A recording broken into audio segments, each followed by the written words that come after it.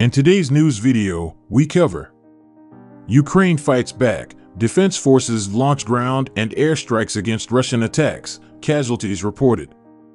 New U.S. military aid package to unleash devastating blow on Russia, $2 billion worth of firepower for Ukraine. Czech president-elect calls for NATO membership for Ukraine, no limits on Western military support. North Korea ramps up rhetoric, prioritizes military buildup over economic woes ahead of Army anniversary. Enjoy watching and don't forget to like and subscribe so you don't miss out on important news.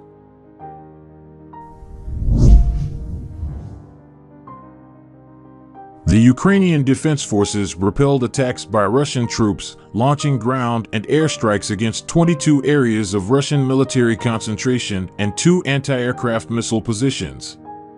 In the last 24 hours, the Russians carried out 5 airstrikes and 6 missile strikes, deploying multiple launch rocket systems for more than 65 attacks.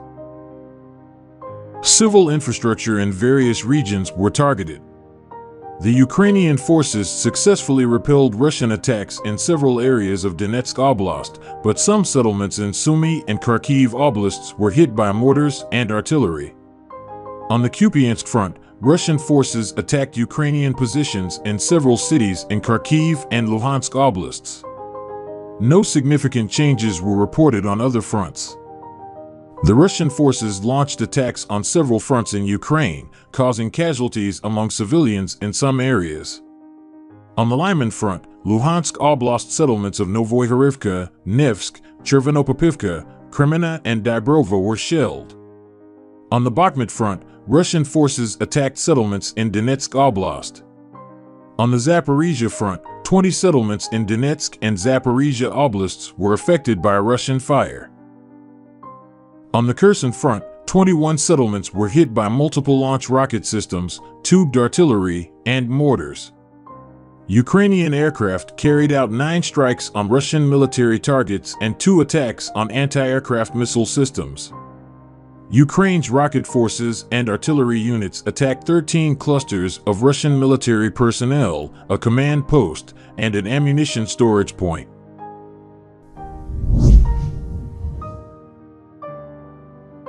The United States is preparing more than $2 billion worth of military aid for Ukraine that is expected to include longer-range missiles, up to 150 kilometers, for the first time, as well as other munitions and weapons. Source: Reuters with reference to American officials. Details: Reuters noted that the aid is expected to be announced as soon as this week.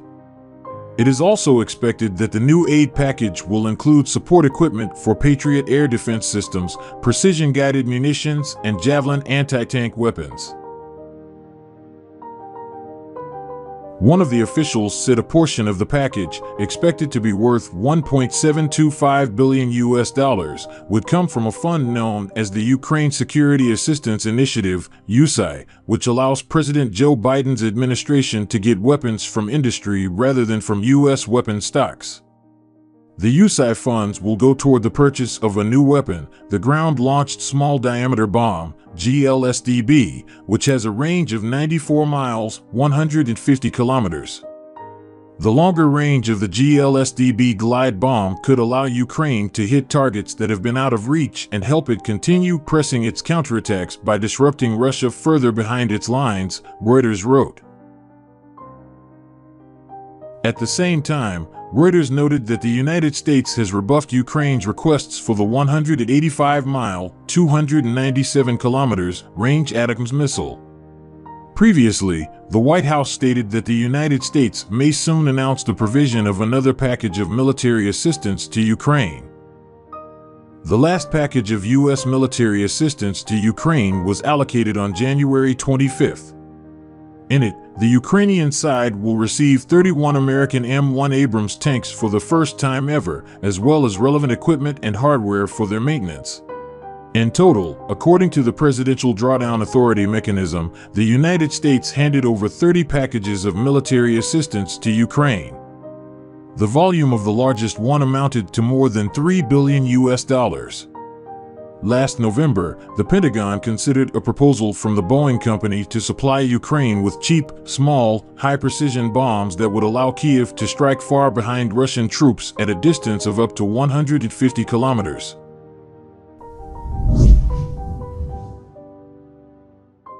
Czech President-elect Petr Pavel says Ukraine should be allowed to join NATO as soon as Russia's war on the country ends. In an interview for the BBC published on Wednesday, the retired NATO general said that Ukraine should be morally and practically ready to join the alliance once the conflict is over. Regarding Western military support to Ukraine, Mr. Pavel said that there ought to be almost no limits on what countries could send to the Kyiv government. He said he did not regard sending Western fighter planes such as F-16s as taboo, but was uncertain they could be delivered soon enough to be of benefit to Ukraine.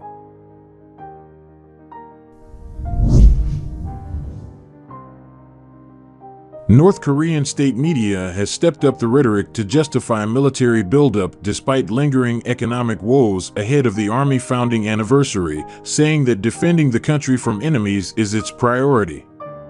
What comes first is to reinforce our own strength and national defense capabilities in order not to become a slave of imperialists, the Rodong Sinmun, an organ of the ruling Workers' Party of Korea, said Wednesday in a Korean-language article. Only in that way can we protect the present and future of the country and people.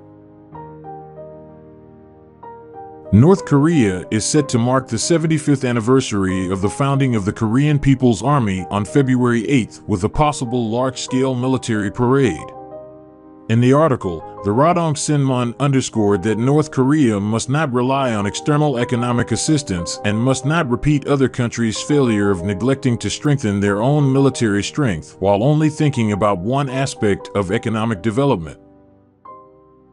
Those who do not have the strength to defend themselves become the weak and the target of imperialist aggressions in today's world, where the strength determines victory or defeat. Read the article entitled "Target of Imperialism's Aggression and Plunder are the Weak Who Do Not Have Their Own and Depend on Others." Therefore, we should simultaneously build up the strong military strength that enables us to protect the sovereignty of the country with our own power and independently build an economy despite hardships and suffering so as to achieve genuine development and prosperity of the country. In another article, the North Korean newspaper claimed that the war provocations and schemes by imperialists to destroy our sovereignty and right to development and survival have reached the extreme for the past 10 years. Last year, the U.S. deployed its strategic assets on the Korean peninsula and conducted large-scale military exercises with South Korea.